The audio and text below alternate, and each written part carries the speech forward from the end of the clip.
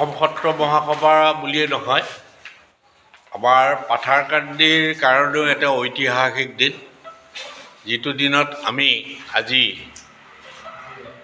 এই পাথাৰকান্দিৰ প্ৰাক্তন সৈনিক ক্লাবত প্ৰাক্তন সৈনিকসকলৰ দ্বাৰা আমাক 100 বিঘা মাটি দানসূত্ৰে আগবঢ়াইছে।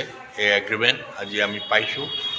লগতে আৰু এটা কথা, আজি আমি গৌৰৱেৰে কওঁ, অসম সত্ৰ মহাসভাৰ আজীৱন সদস্য লাইফ মেম্বাৰৰ কাৰণে আমাৰ এই পাথাৰকান্দি সৈনিক ফেমিলিৰ প্ৰাক্তন সৈনিক ফেমিলিৰ 50গৰাকী লোকে আমাৰ আজীৱন সদস্য গ্ৰহণ কৰিছে। আৰু আজি এই যে 100 বিঘা মাটি আমি লৈছোঁ, আজিৰ পৰা দিছে আমাক, এই 100 বিঘা মাটিত আমাৰ পৰিকল্পনা হ'ল ইয়াত এখন সনাতনী আমাৰ আধ্যাত্মিক এখন বিশ্ববিদ্যালয় গঢ়ি তুলিম আৰু তাত সকলোখিনি থাকিব, যুগৰ পৰা আয়ুৰ্বেদিক চিকিৎসাৰ পৰ্যন্ত গোটেই যিখিনি আগৰ নালন্দা বিশ্ববিদ্যালয়ৰ যিটো পদ্ধতি, সেই পদ্ধতিৰ দ্বাৰা আমি এইটো কৰা এটা সপোন দেখি আছোঁ। আৰু এইটো কাৰণে অকল বৰাক ভেলীয়ে নহয় বা অকল পাথাৰকান্দিয়ে নহয়, অসমৰ সকলো জনগোষ্ঠীৰ সকলো লোকে আমাক সহায় সহযোগিতা আগবঢ়াব লাগিব। লগতে অসম চৰকাৰ, ভাৰত চৰকাৰ সকলোৰে পৰা আমি সহযোগ পাম বুলি আশাবাদী হৈছোঁ আৰু এইখিনি অতি সোনকালে কৰিম বুলি আমি আপোনালোকৰ আগত। আজি পুৱাৰ পৰা ৰাতিপুৱাই হ'ল স্বচ্ছ ভাৰত অভিযান, তাৰপিছতে হ'ল আমাৰ বৃক্ষৰোপণ অনুষ্ঠান।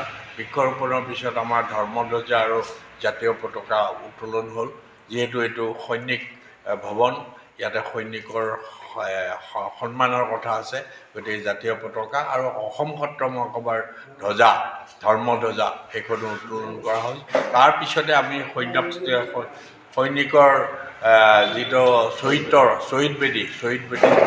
তৰ্পণ কৰা হ'ল। শ্বহীদ তৰ্পণ কৰাৰ পিছত আমাৰ বীৰ লাচিতৰ ইয়াত এটা ষ্টেচু আছে, এই ষ্টেচুৰ ওচৰতো তেওঁ মাল্যাৰ্পণ কৰা হ'ল। কৰাৰ পিছত আমাৰ এই মুকলি সভাখন হৈছে। মুকলি সভাত বিভিন্নজন বক্তাই আমাক উৎসাহিত কৰিছে, আমি ভাল পাইছোঁ।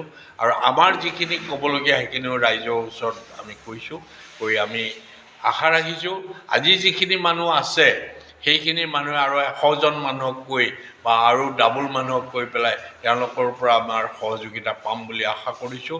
আৰু আমি আজি এই মুহূৰ্ততে আমি প্ৰতিজ্ঞাবদ্ধ হৈছোঁ সৈনিকসকলৰ লগতে, যে আমি পাথাৰকান্দি এখন সুন্দৰ সুঠাম হিচাপে, জেগা হিচাপে, টুৰিজিম প্লেচ হিচাপে গঢ়ি তুলিবলৈ আমি আগবাঢ়ি যাম। ধন্যবাদ। যিকোনো খবৰৰ বাবে যোগাযোগ কৰক 7099017330 লগতে 7099017110 নম্বৰত।